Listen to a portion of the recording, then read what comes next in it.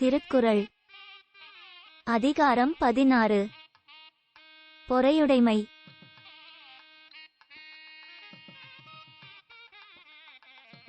அகழ்வாரை தாங்கும் நிலம் போல தம்மை இகழ்வார் பொறுத்தல் தலை.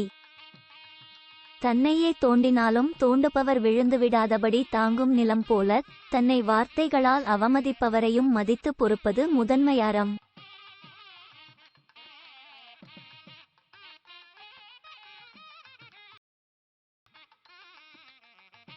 பொறுத்தல் இறப்பினை என்றும் அதனை மறத்தல் அதனினும் நன்று.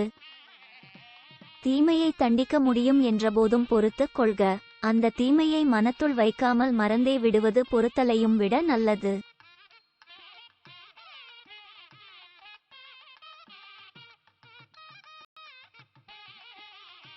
இன்மையுள் இன்மை விருந்தொரால் வன்மையுள் வன்மை மடவார் பொறை. வறுமையுள் வறுமை வந்த விருந்தினரை உபசரிக்காதது.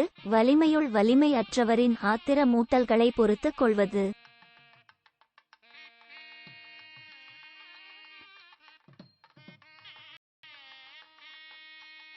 நிறையுடைமை நீங்காமை வேண்டின் பொறையுடைமை போற்றி ஒழுகப்படும். சான்றாண்மை நம்மை விட்டு விலகக்கூடாது என விரும்பினால் பொறுமையை பின்பற்றி வாழ வேண்டும்.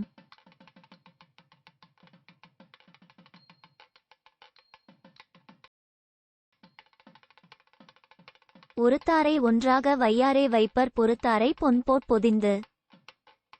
தனக்கு தீமை செய்தவரை பொறுக்காமல் தண்டித்தவரை பெரியோர் ஒரு பொருட்டாக மதிக்க மாட்டார். பொறுத்து கொண்டவரையோ பொன்னாக கருதி மதிப்பர்.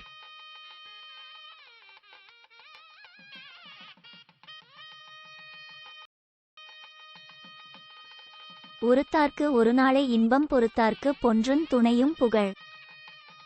தமக்கு தீங்கு செய்தவரை தண்டித்தவர்க்கு தண்டித்த அன்று மட்டுமே இன்பம். பொறுத்து கொண்டவர்க்கோ உலகம் அழியும் வரை புகழ் இருக்கும்.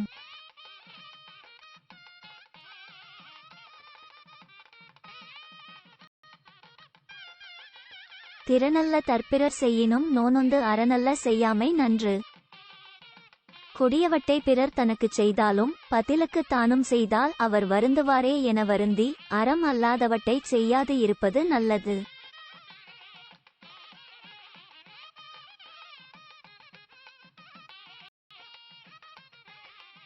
மிகுதியான் மிக்கவை செய்தாரை தாந்தம் தகுதியான் வென்றுவிடல். மனச்செருக்கால் தீமை செய்தவரை பொறுமையால் வென்றுவிடுக.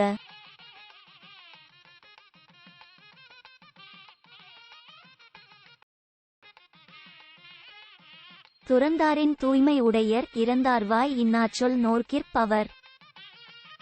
நெறி கடந்து தீய சொற்களால் திட்டுபவரையும் பொறுத்துக் கொள்பவர். இல்வாழ்க்கையில் வாழ்ந்தாலும் துறவியைப் போல தூயரே.